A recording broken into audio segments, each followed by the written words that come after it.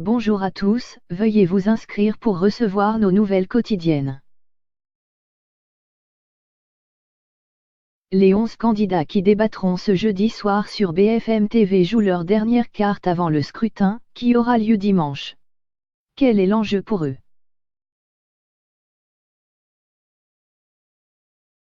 Ce jeudi 23 mai à 20h45, BFM TV organise le dernier, l'ultime débat avant les élections européennes qui se tiendront dimanche.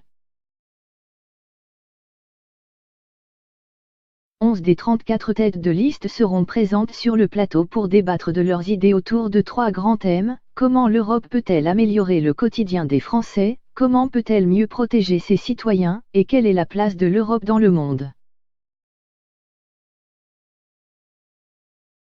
Cette dernière confrontation pourrait permettre à certains candidats de faire passer leurs idées et convaincre de nouveaux électeurs, à quelques heures du scrutin. Pour obtenir un vote, encore faut-il des électeurs, et les élections européennes ne font pas vraiment partie des scrutins favoris des Français.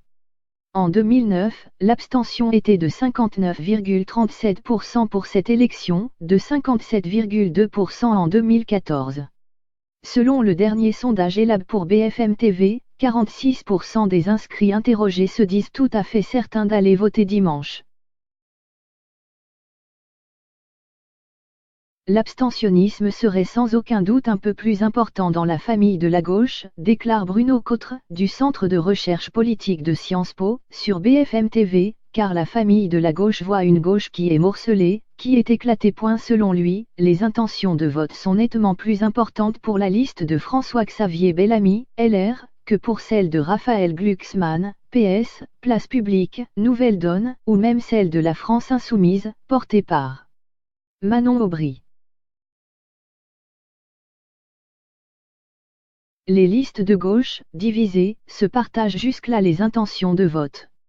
Or, seules les listes ayant réussi à récolter au moins 5% des suffrages exprimés enverront des députés au Parlement européen. Seule Europe Écologie Les Verts, de 8 à 10% d'intention de vote, et la France Insoumise, environ 8%, semblent pouvoir prétendre à ce score. Dans le dernier sondage Elab, le Parti communiste rassemblait 3% des personnes sondées, comme Génération.s, et la liste de Raphaël Glucksmann 4%. Jeudi soir, une tête parmi les gauches pourrait émerger dans le débat, et sortir du lot pour intégrer ses députés au Parlement européen.